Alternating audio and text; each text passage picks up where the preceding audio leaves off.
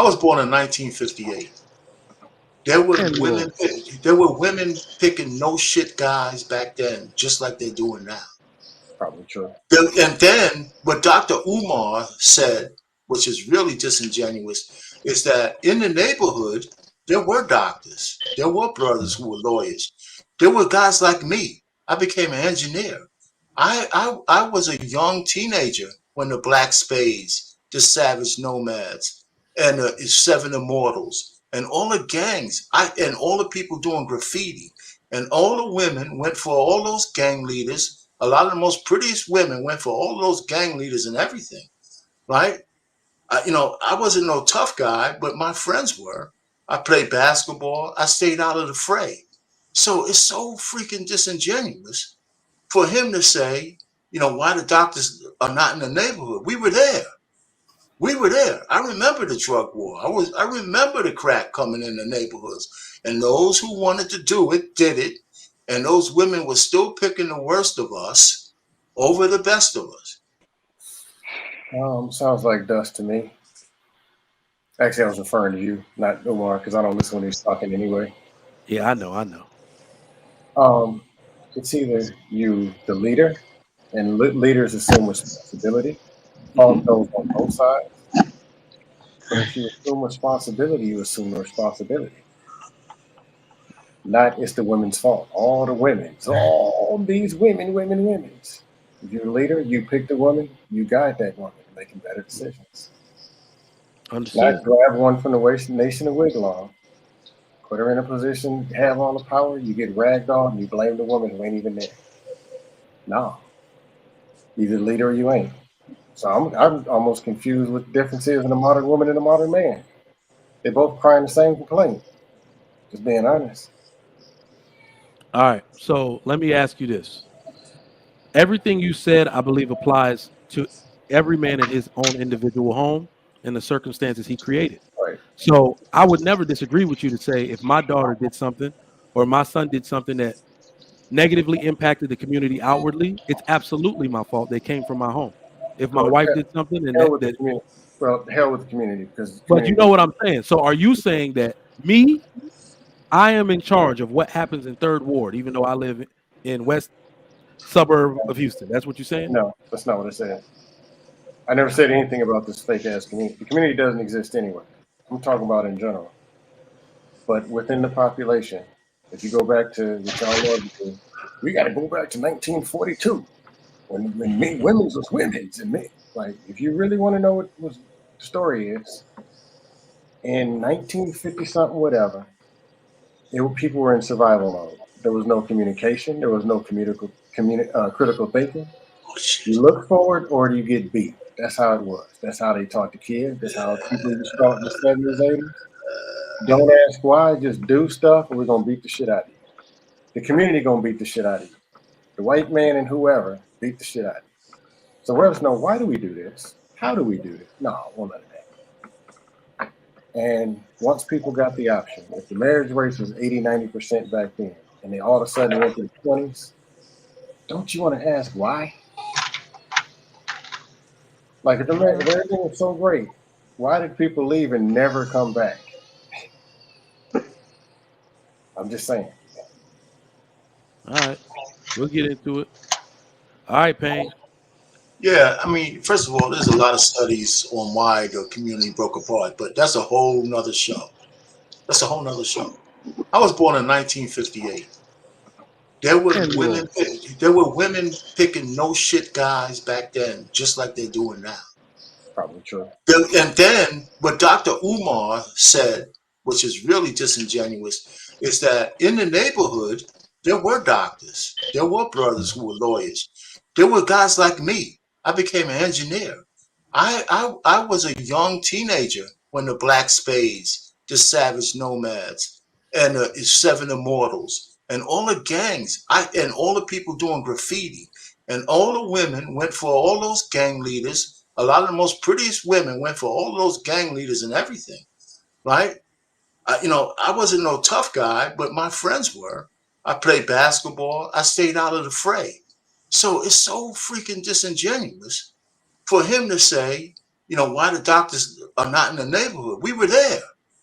We were there. I remember the drug war. I remember the crack coming in the neighborhoods. And those who wanted to do it did it. And those women were still picking the worst of us over the best of us. And it's no different now. It's just accelerated. So he was so freaking disingenuous on that line because he was talking to a bunch of young boys.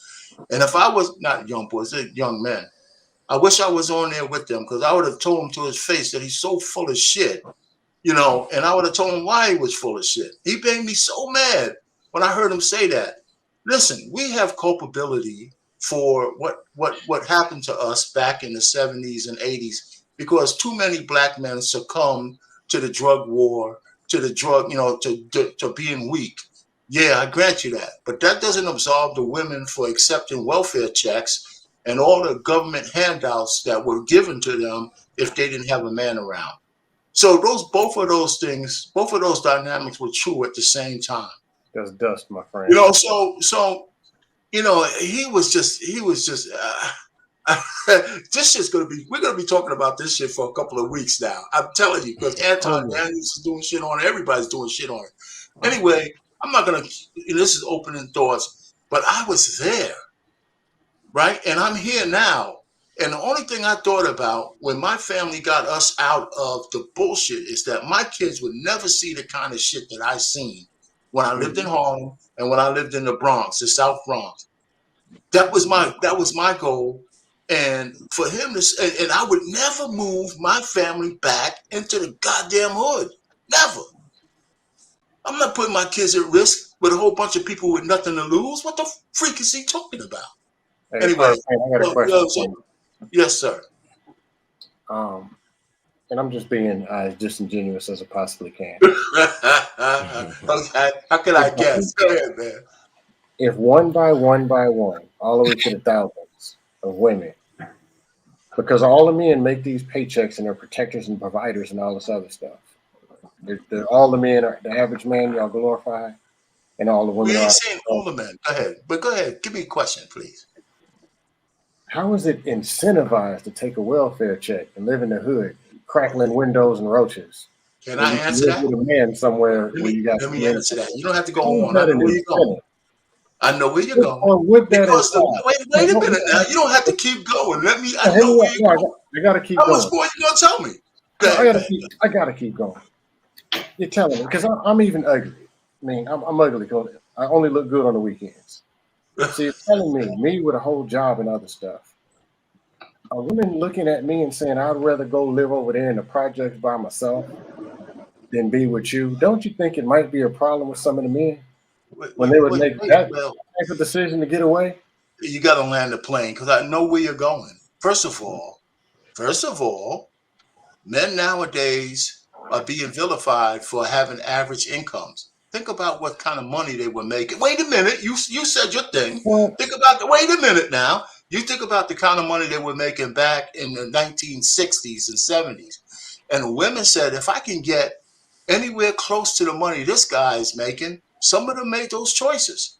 Some of them I didn't come out with the movie with Carol, whatchamacallit, where she had to hide the guy behind the goddamn thing when the welfare man came around. I didn't make that movie.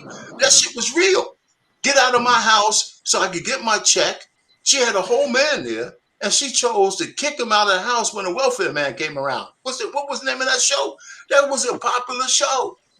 So I didn't make all that shit. That shit was happening. Say what? That doesn't make any sense. No. Yeah, because you wasn't there. Women were making choices. The math doesn't Hold on. We're gonna go around. We're gonna go around. I'm gonna leave you. So it might not make sense to you because you wasn't there. Because I know math. Let me just say this to Dusto. You have to understand that it's easy. I wasn't even alive during that time, and it's very easy for me to see why women chose that. You are, yes, women who are smart and more religious and understand the value of a man will choose a man over a check. But the same way the modern woman today is obsessed with power, let you know that was their original thought. If he's not here, I get to call the shots. If he's not here, I get to make the decisions. That is exactly what women are doing today, times the 10th power. So I can understand if somebody said it started from then. Now, Mike, Remember, this is let me say exactly one what more women thing, are Mike. doing now Let me with let me the say power this, Mike, dynamic. before you go Yeah, on anyway, because I'm cutting you off. I'm sorry. yeah, go ahead. You know, we got to understand that we're not talking majority or not. All you need is a critical mass of people doing that. Yep. You don't need everybody. You just need enough people to do it to get that snowball rolling down the hill. And that's what happened back in the 60s and 70s. So I'm not indicting all the women because there were good women back then. And just like I believe there's still good women now. But and there were good men back then. Umar gave you the impression that there was no good men back there. So the point is that, so there was enough women to get that snowball rolling down the hill and enough men who succumbed to the drug war. And that shit started that shit in the cascade, right? But he was just putting it on one side and he's wrong. And men should never be faulted or shamed to come back after they did all the hard work to go take care of somebody's bastard children. That's bullshit. Woo.